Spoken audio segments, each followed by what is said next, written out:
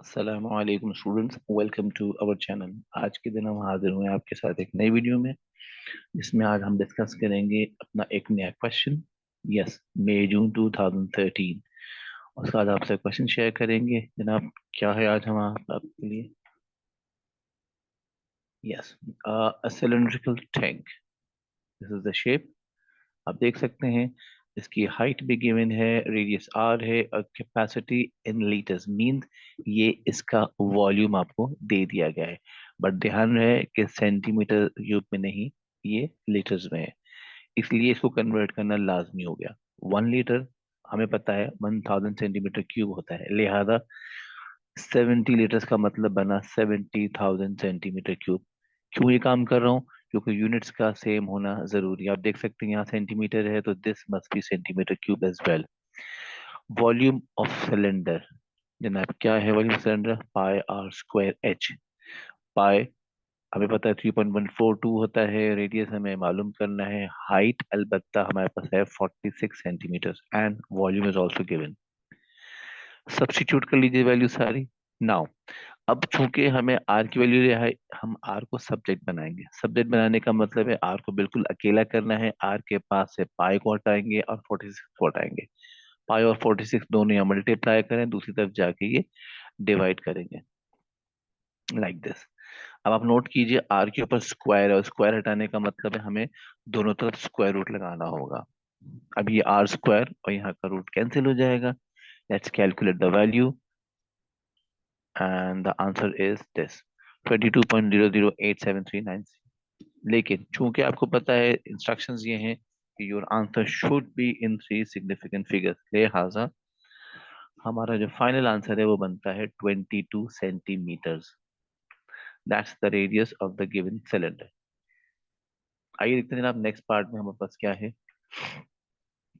Triangular prism है हमारे पास और उसकी लेंथ भी दे दी गई है। इसका एक एरिया ऑफ क्रॉस सेक्शन आपको नजर आ रहा है, ये क्रॉस सेक्शन पार्ट है। इसको बेस एरिया भी कहते हैं, इसको क्रॉस सेक्शन भी कहते हैं।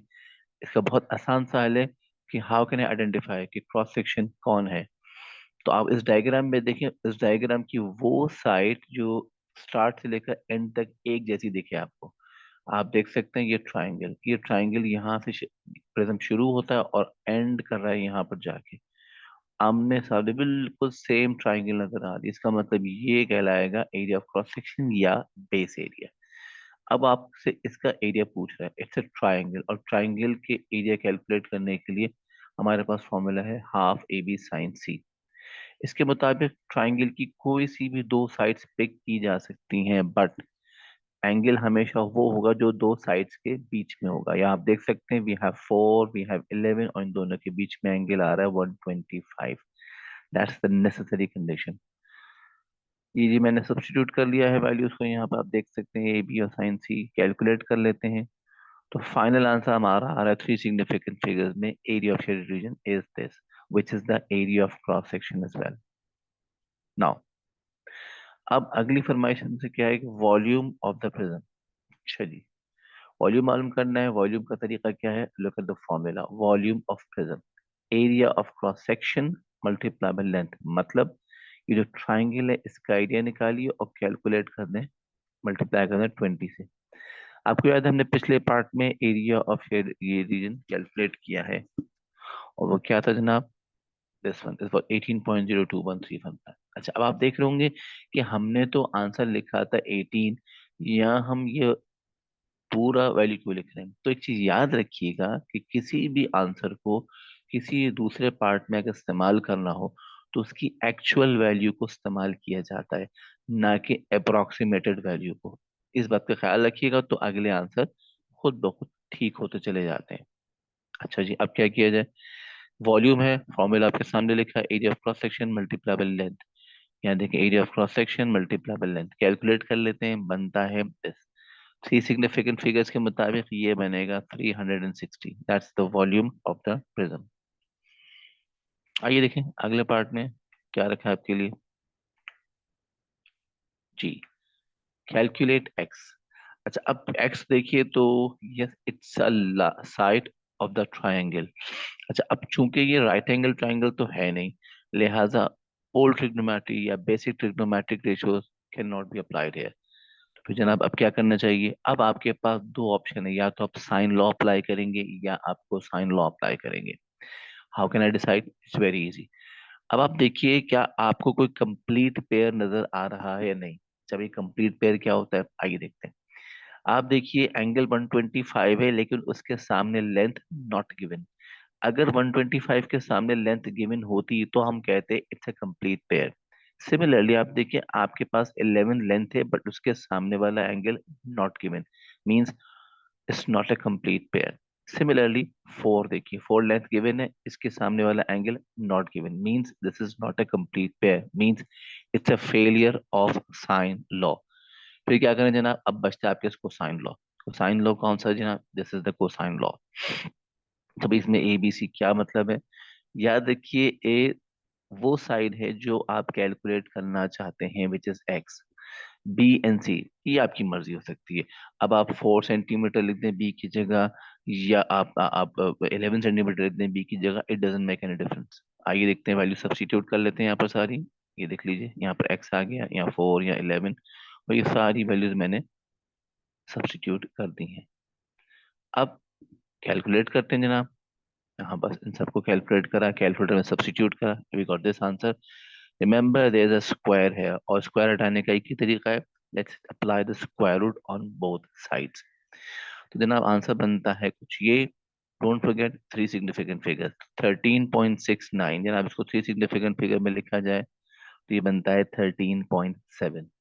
That's the value of x और द साइड ऑफ दिस। अगली बात जनाब क्या कही जा रही है हमसे, calculate the surface area of the prism. जनाब अब इस प्रिज्म का सरफेस एरिया रिक्वायर्ड है, लेकिन उससे पहले हमें ये समझना होगा कि इसकी सरफेसेस हैं कितनी, कौन कौन सी हैं, ये बहुत इंपॉर्टेंट सा है जनाब। अब आप देखें कि आपको यहाँ पर इस प्रिज्म में दो ट्राइंगल्स नजर आ रही हैं, तो दो सरफेस तो उसकी दो ट्राइंगल्स हो गई। इसके अलावा तीन सरफेसेस और हैं विच आर थ्री रेक्टेंगल्स। कौन सी तीन रेक्टेंगल आइए देखते हैं। जरा इस बेस को देखिए, ये बेस आपके पास एक रेक्टेंगल है जिसकी एक साइड है 11 और एक साइड है 20। दूसरा रेक्टेंगल आप देख सकते हैं ये यहाँ ऊपर की तरफ जो वर्टिकल है ये 4 है और ये 20 की डायमेंशन है। ये देखिए मैंने आपके लिए एरिया ऑफ रेक्टेंगल अलग किया, ये आ गया सबसे पहले बेस वाला आ गया। उसके बाद देखें इसका एरिया हमारे पास आ गया 220 आ गया। फिर हम बात करें 4/20, ये कौन सा रेक्टेंगल है, ये जो पीछे दीवार खड़ी हुई है, दिस इज दिस वन, ये 4 है और ये 20 है, तो ये बनता है 4/20 which is 80 centimetre square. Now अब बची आपके दो ट्राइंगल्स, सॉरी ये रेक्टेंगल वाला, सॉरी टॉप पे जो रेक्टेंगल है स्लोपी रेक्टेंगल है स्लांट में आ रहा है, इसकी बात करेंगे। तो ये लेंथ एक्स है और ये 20, और आपने पिछले पार्ट में एक्स की वैल्यू कैलकुलेट की थी। आई रिपीट, हमेशा एक्चुअल वैल्यू का इस्तेमाल करेंगे। तो जनाब ये हो गया दिस वन। अब आइए इसको मजीद ऐड कर लेते हैं, तो ये आगे अच्छा अभी एरिया ऑफ ट्राइंगल है आपके पास।